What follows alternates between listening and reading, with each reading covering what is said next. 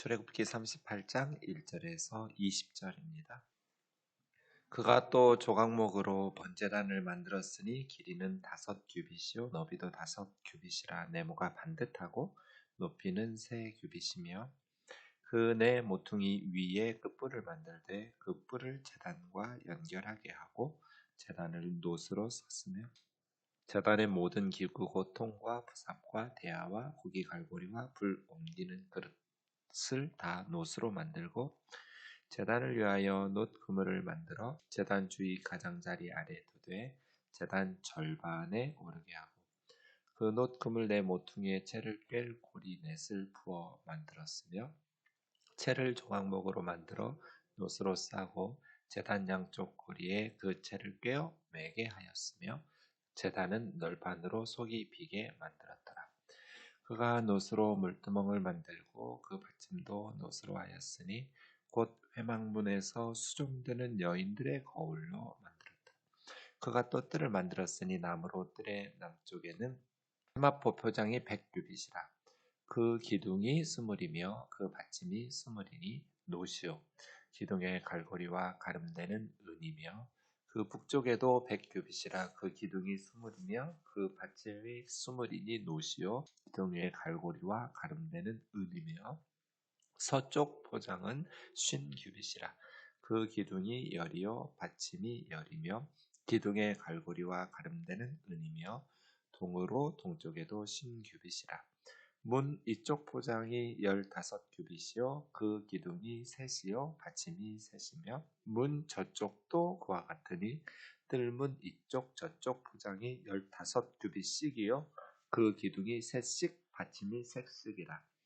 뜰 주위의 포장은 세마포요 기둥 받침은 은이요 기둥의 갈고리와 가름대는 은이요 기둥 머리 싸개는 은이며 뜰의 모든 기둥에 은 가름대를 꿰었으며 뜰의 휘장문을 청색, 자색, 홍색 실과 가늘게 꼰 배실로 수놓아 짰으니 길이는 20규빗이요 너비와 높이는 뜰의 포장과 같이 5규빗이며 그 기둥은 넷인데 그 받침 넷은 노시요 그 갈고리는 은이요 그 머리 싸개와 가름대도 은이며 성막 말뚝과 뜰 주위의 말뚝은 모두 노시더라.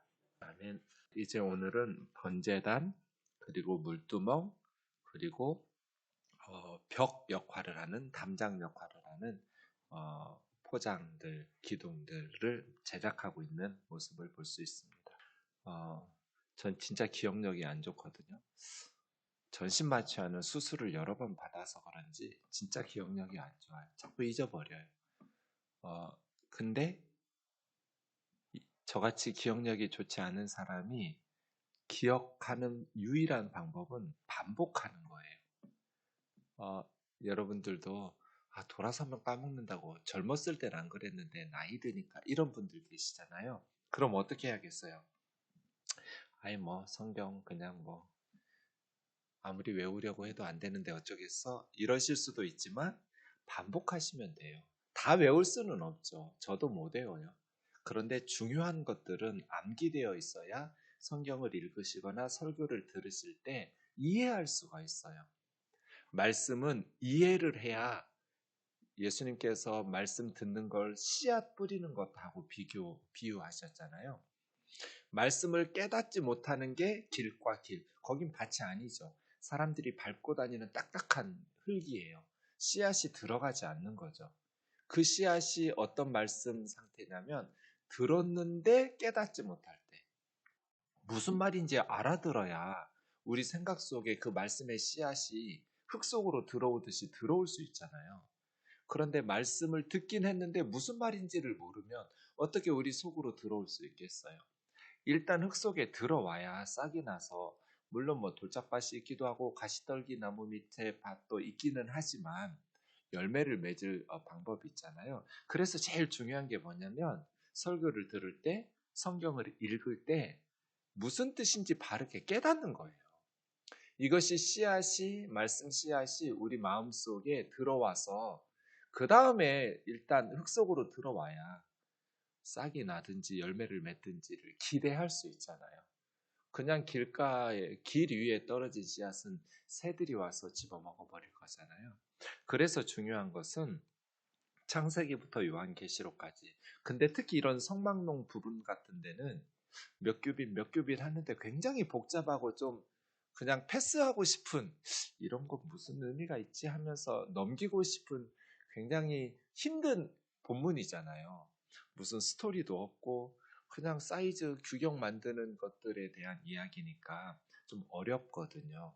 이런 본문을 다룰 때에는 중요한 틀을 암기시켜 놓고 지금 이 부분을 말씀하고 있는 거구나. 지금 이런 부분을 이렇게 말씀하고 계신 거구나 라고 이해하시는 것이 필요한 것이죠. 그래서 제가 새벽마다 계속 반복하고 있잖아요. 저같이 기억력 나쁜 사람은 다른 방법이 없어요. 잊어버릴 만하면 또 있고 잊어버릴 만하면 또 있고 그려보고 수없이 반복해서 그려봤죠. 여러분도 그렇게 달력 찢으면 뭐예요? 그냥 성막이나 한번 그려보지. 좋잖아요? 그런 식으로 반복하시다 보면 그렇게 어렵지 않아요. 자, 포장부터 직사각형으로 길게 하라고 그랬죠. 100규빗, 50규빗이니까 100규빗이면 45m잖아요. 담장이. 네, 남쪽과 북쪽은 똑같겠죠? 100규빗이. 동쪽과 서쪽은 그 절반인 50규빗이니까 이렇게 담장 하나 크게 직사각형으로 그려놓으면 돼요. 45m, 22.5m, 한 300평쯤 된다고 그랬죠.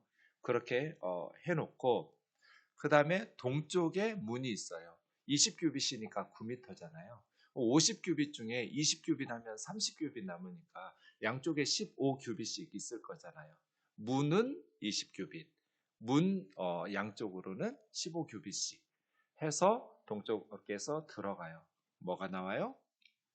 번제단, 그 다음 물두멍, 그 다음에 이제 건물이 나오는 거죠. 한 20평쯤 되는 1대 3의 비율로 직사각형 그려놓고 이쪽에 정사각형 하나 딱 줄을 그으면 휘장인 거죠.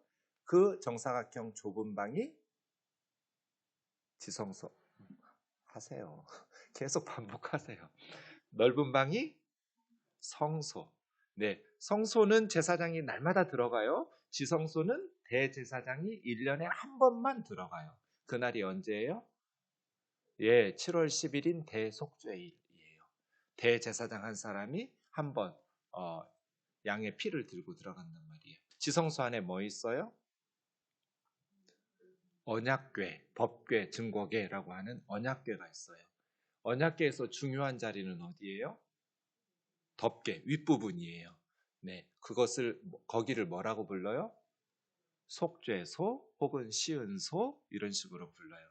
거기에 천사들이 서로 마주보고 두 개가 날개로 덮개를 덮죠. 그곳에 하나님의 불기둥 구름기둥이 임재하시는 곳이니까 그 속죄소가 중요해요. 법궤 안에는 3가지 들어있어요. 뭐 있어요? 십계명을 기록한 2돌판, 아론의 쌍난 지팡이, 만나를 담은 금 항아리, 이렇게 십계명, 지팡이, 만나 3가지가 들어가 있는 것이죠. 나중에는 이제 2가지는 없어졌다고 그랬어요. 솔로몬 성전 지을 때 언약의 2돌판만 남아 있었다고 했어요. 그게 이제 지성소. 성소로 오면 성소문으로 들어갈 때 오른쪽에 있는 건 뭐예요? 진설병상, 맞은편에 금초대, 앞에 휘장 앞에 분향단, 금으로 만든 향을 피우는 분향단. 끝이에요. 이것만 외우고 있으면 돼요. 네, 이렇게 만들어라 25장에서 31장, 금송아지 사건 32장에서 34장. 그 다음에 35장부터 만들 때는 순서가 어떻게 되겠어요? 덮개부터 만들고, 그 다음에 성막의 기둥들, 이렇게 벽들 만들고, 그리고 그 벽을 두르는 휘장을 만들어서 먼저 틀부터 짜야겠죠? 그리고 어제 보았던 이제 성소와 지성소에 있는 성전 도구들, 언약궤 만들고 진설병상 만들고 또 금초대 만들고 분향단 만들고 이런 식으로 그 안에 있는 기구들. 이제 오늘은 성막들에 있는 번제단, 물두멍, 그 다음에 이제 담장. 그럼 끝났죠. 다 만든 거예요.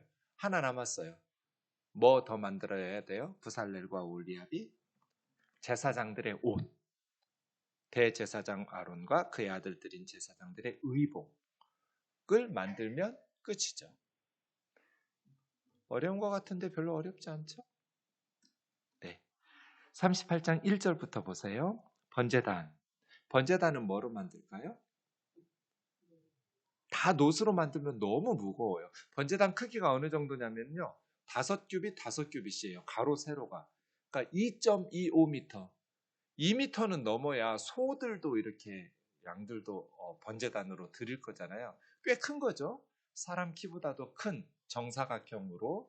높이는 근데 막 5규빗 해서 2m가 높으면 어떻게 하겠어요?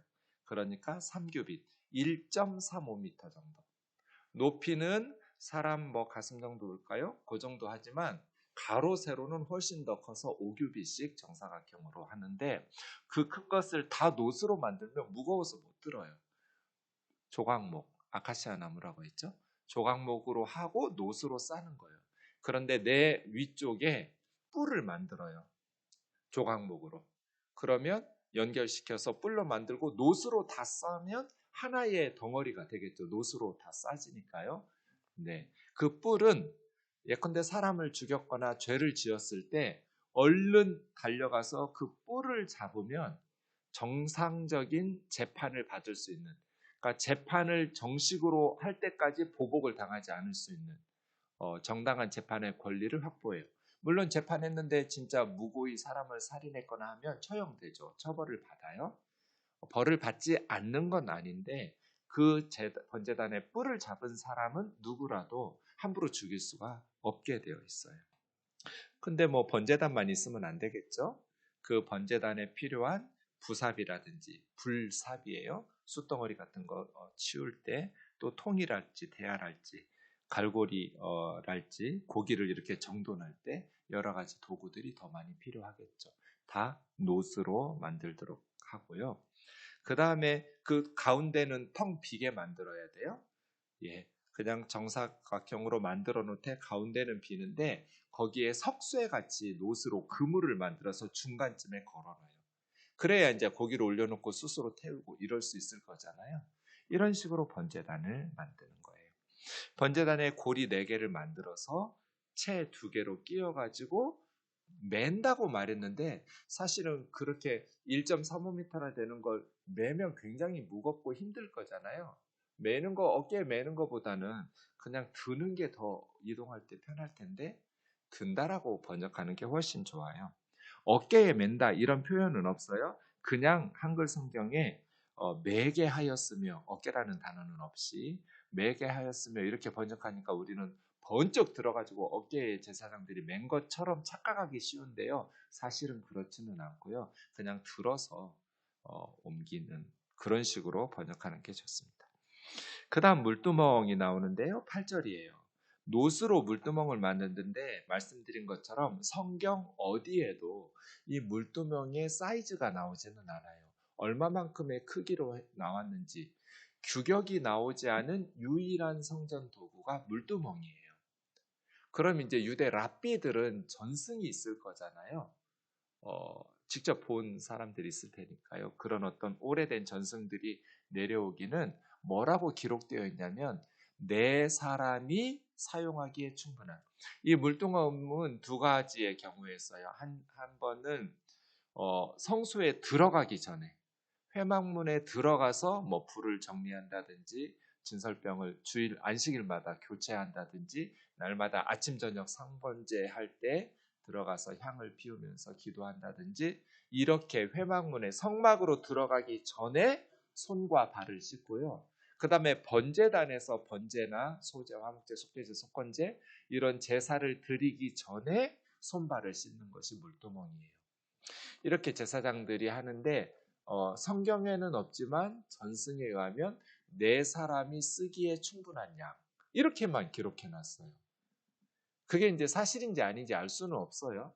유대 전승이기 때문에 4사람이 충분한 양이면 어느 정도 됐을까? 지금이야 몇 리터 이런 것도 있겠지만 그 시대에는 보통 한 20리터쯤 됐을까라고 추측은 하는데 넉넉하게 좀 남을 수 있는, 그러니까 적지 않은 대야겠죠. 네 사람이 충분히 쓸 정도라는 전승이 맞는다면, 네, 그렇게 작지는 않은 놋대야라고 말할 수 있는데, 특이하게 8절 보시면 회막문에서 수종드는 여인들의 거울로 만들었다, 이런 표현이 있어요. 그런데 이것도요, 회막문에서 수종드는 여인들이라는 표현이 성경 어디에도 나오지 않아요. 모세오경에 없어요. 도대체 이 여인들이 회막문에서 무슨 일을 했는지, 어떤 지파, 어떤 여인들이 이런 일들을 수종 들었는지 어디에도 기록이 없이 여기만 딱 나와요. 회막문에서 수종드는 여인들의 거울로 만들었다, 물두멍을. 이렇게 되어 있거든요. 우리는 모르지만 모세 시대에는 누구나 다 아는 여인들이었겠죠. 회막에 들어갈 때 여인들이 어떤 역할을 하고 있었는지. 그래서 성경은요, 다 알고 있는 이야기들을 쓸 필요는 없거든요. 그래서 그들에게 쓰여진 성경이기 때문에 그분들은 다 알고 있는 거죠. 모세 시대에 이 출애굽기를 읽고 있는 사람들은. 근데 우리들은 모르죠. 이 여인들이 뭐 했나 추측은 할 수 있겠죠. 아마도 회막문에서 청소하다거나 깨끗한 도구를, 남자들이 투박하게 씻고 뭐하고 하는 것보다는 여인들이 성전 도구들을 청결하게 관리하고 씻고 이런 역할을 하지 않았을까 하고 추측하는 거예요. 회막문에서 수종 들었다라는 여인들이 있었던 거죠. 그럼 여러분 보세요. 이 여인들에게 제일 필요한 것 중에 하나가 거울일 거잖아요. 아무래도 다른 곳에서 일하는 여인들보다는 회막문에서 수종드는 여인들이 외형에 뭐 아무리 마음이 하나님 앞에 중요하다고 하지만 외모도 중요하잖아요. 많은 사람들이 이렇게 왔다 갔다 하는 회막문에서 수종드는 여인들인데, 그런데 그 여인들이 지금처럼 유리 거울로 되어 있는 거울은 아니고 놋 거울인데, 그 시대에는 다 자신들이 사용하던 놋 거울을 하나님 앞에 드렸다라는 것은 정말 귀한 헌신 같은 거예요. 그렇죠? 누구보다도 이스라엘 12지파 여인들 중에서 가장 놋 거울이 필요한 여인들이 회막문에서 수종드는 여인들일 것 같아요. 제 생각에. 거울이 제일 필요한 여인들인데 그 놋거울을 주님 앞에 드려서 물두멍을 만들게 했다. 그래서 이들의 헌신이 너무 그 마음이 착하고 귀하고 아름다우니까 이렇게 기록해 둔 거잖아요. 뭐 하는 여인들인지 모르겠어요. 어쨌든 이 여인들이 자신들의 거울을 주님 앞에 드렸어요. 네. 그래서 하나님 앞에 참 귀한 헌신들로 하나님의 일들은 이루어지죠. 교회 일 하다 보면 이 회막문에서 수종드는 여인들의 거울 같은 헌신들이 있어요.